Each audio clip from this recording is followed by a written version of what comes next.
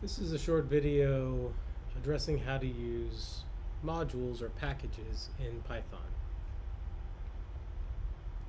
Hopefully by the end of it, students will be able to be familiar with how we go about accessing code that exists within a pre-existing module. So I think one of the things that's important here is that you understand that Python is what we can use Python in a form that we would refer to as object-oriented programming. And to understand that, we have to understand that Python can be structured in a way that includes things called classes, objects, and libraries. And so when we talk about object-oriented programming, it's a specific approach to doing programming. Actually, Python is very flexible. You can kind of program in multiple fashions.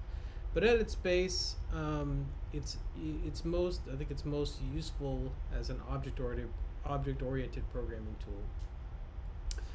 And this is a model where information is organized around objects rather than actions, and data rather than logic. In this case, when I refer to an object, what I'm actually referring to is an entity that has both state and behavior. So in the real world, we could think of a noun, right, of a dog or a bicycle or something else, right? And every dog or bicycle is in reality going to have various states that are associated with it. We would refer to these in programming terms as variables or fields. They also might have behaviors associated with them, right? And we're going to refer to these as the verbs that are associated with these nouns, and these are going to be the methods that are associated with them, or the functions. And these methods are going to operate on the internal state of that object, right? Of that dog, of that bicycle. So they're not going to affect other dogs or bicycles. It's just going to affect that one dog and that one bicycle. And this is a concept that we would refer to as data encapsulation, right? And this is actually one of the powerful things, is that you can create objects in Python, and things that happen to one object don't necessarily have to affect the other objects that might exist within your program. So you can think about when you say strip a line feed from one string, you aren't stripping line feeds from all strings. Another key concept here is the idea of a class, and a class is basically the blueprint from which individual objects are created. So if we think about a dog, we might have one individual dog called Fido, right? But all dogs are going to have characteristics that are shared among them. For instance, they're all going to have 4 legs. They're all going to have a nose. They're all going to have whiskers. They're all going to have characteristics that we would find indicative of all dogs. And so they all belong to the dog class, in other words. When we think about this sort of hierarchical structuring and this classification structuring, there are a lot of benefits to doing it this way. So the benefits include the fact that our code becomes more modular, so we can take out pieces and plug them into other places, right? So we have these little modules. We can take out this pre-written code. We can insert it somewhere else, and it should still work, as long as the variable dependencies are all compensated for. It also lets us hide information within these objects, so things that happen to one object don't have to happen to other objects. It allows us to reuse code, right? So once we have these classes, then we don't have to constantly rewrite them and recreate them. And allows for this pattern of pluggability and debugging, right? Where we can take one section out, plug it into another section in this modular framework that we talked about. It also lets us identify where some areas that we know work, right? So if this code we know already works, and if we plug it into something else and it doesn't work, then that might help us in the debugging process to identify what's right and what's wrong. If we were to think about what a class actually looks like in Python, this is what it looks like, where you have a class, the word class, and then the name of the class, colon, and then we have initialization of parameters associated with that class. Notice that this is a double underscore init, double underscore parentheses, self, close parentheses, colon, right? And so this tells us that all of these characters, all these variables here, are going to be, when they're self.cadence, self.speed, self.gear. This means that every bicycle is going to have its own cadence, its own speed, and its own gear when I create it.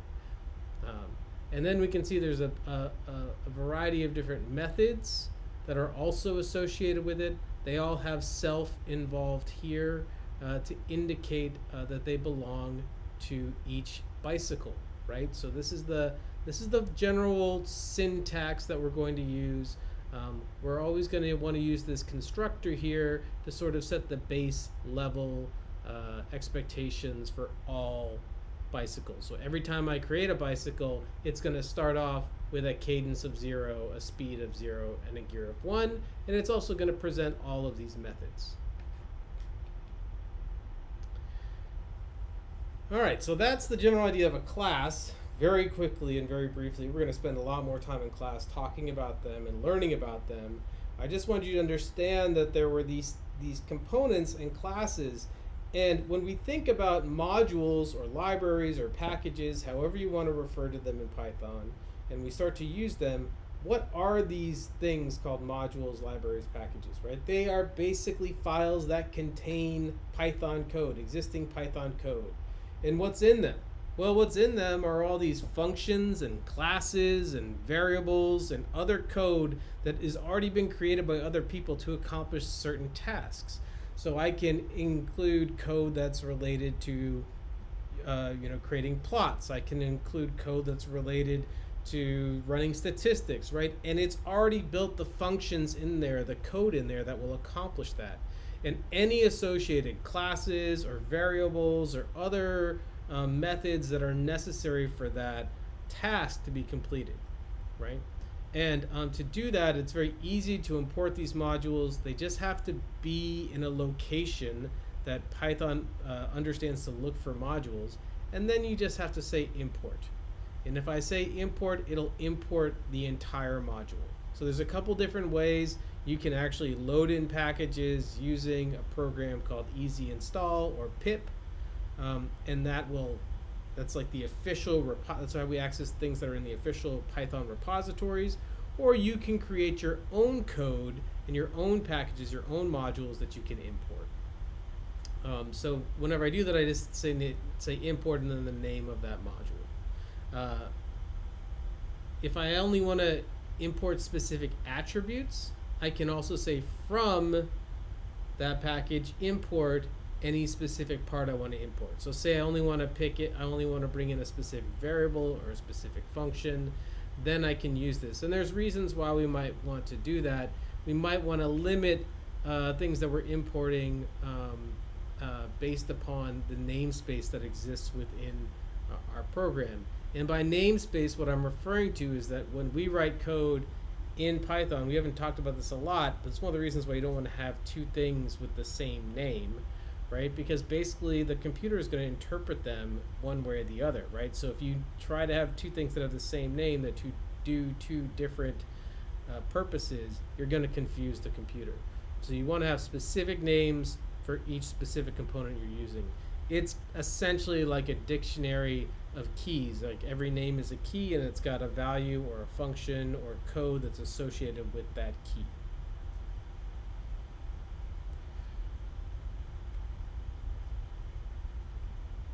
All right, so let me show you a couple quick examples of how to use modules.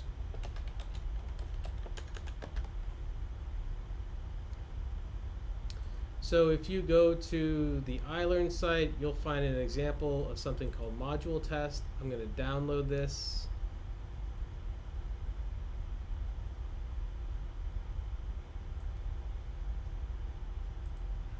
And then I'm going to move it from downloads into my sandbox. It's in there now. If I go to my Jupyter Notebook, I can click and open it up, and you can see what is in there, right? So in there, there's a few variables, right? There's some variables, there's some functions that I created, right? And there's even an object that has some functions associated with it. Okay, I created an object called piano.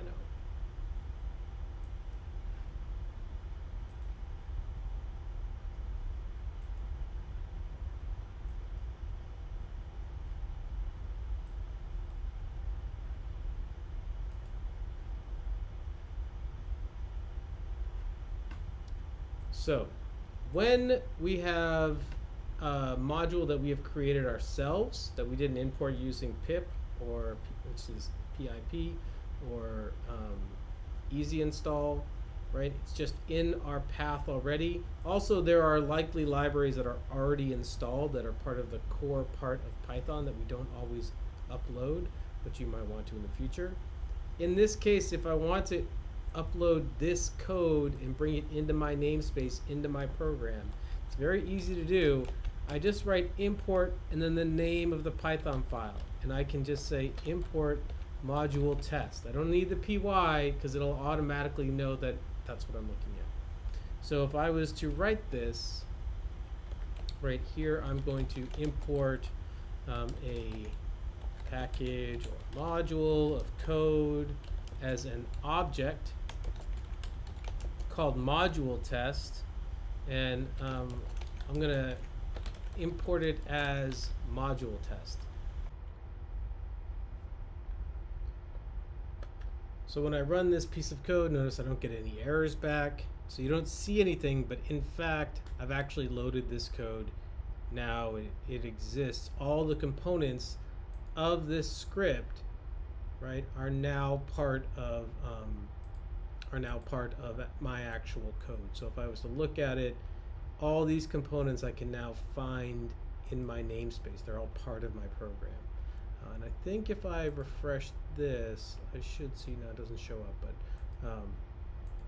so now if I do things like, say I wanted to output the age of the queen, right? I wanted to output that.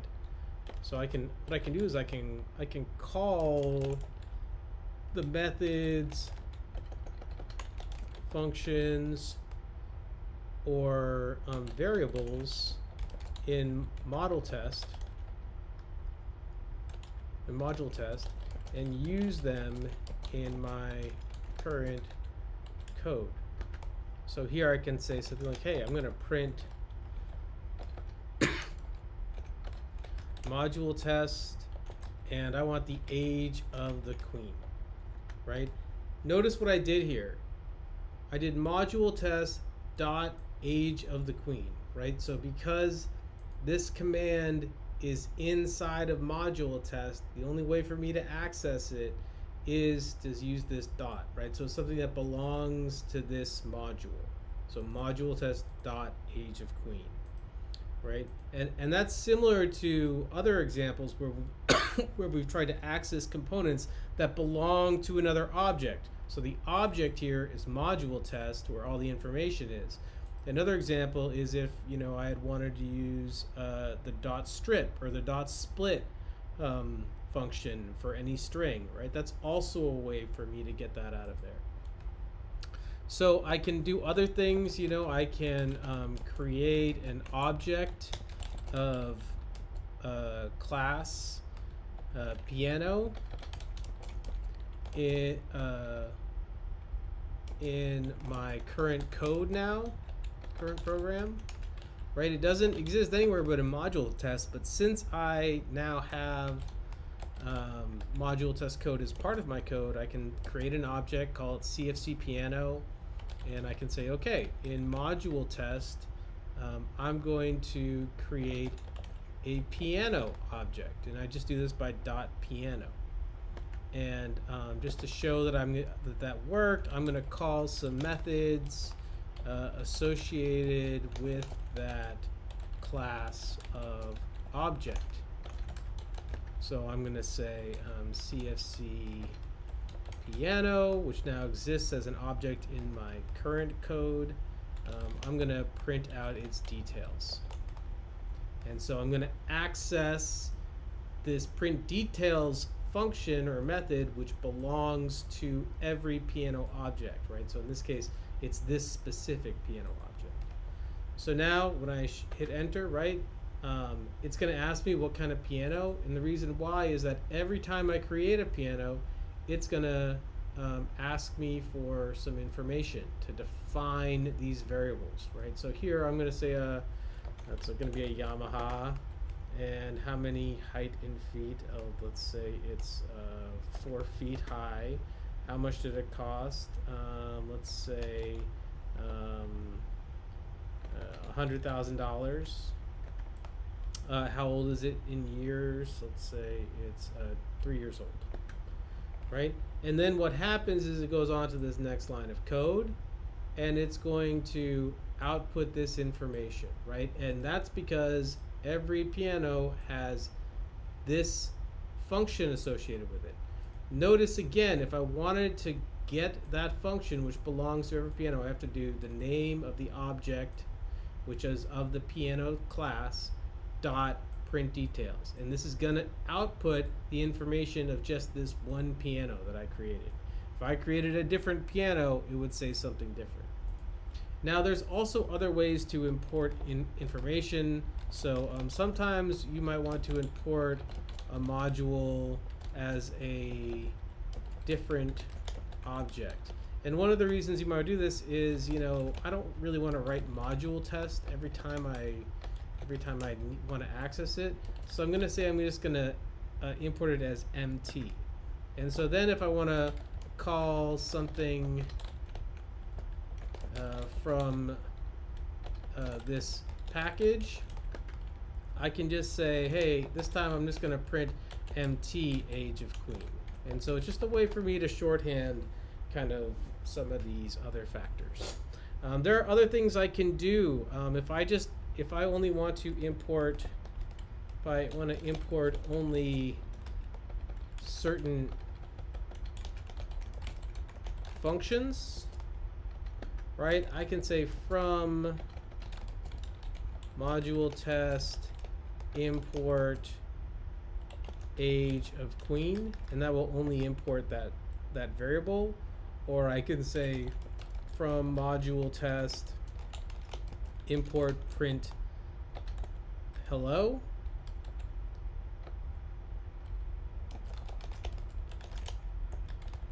right? And when I do this, if I import in these things, now when I use them, they are what's considered to be, they are now static methods.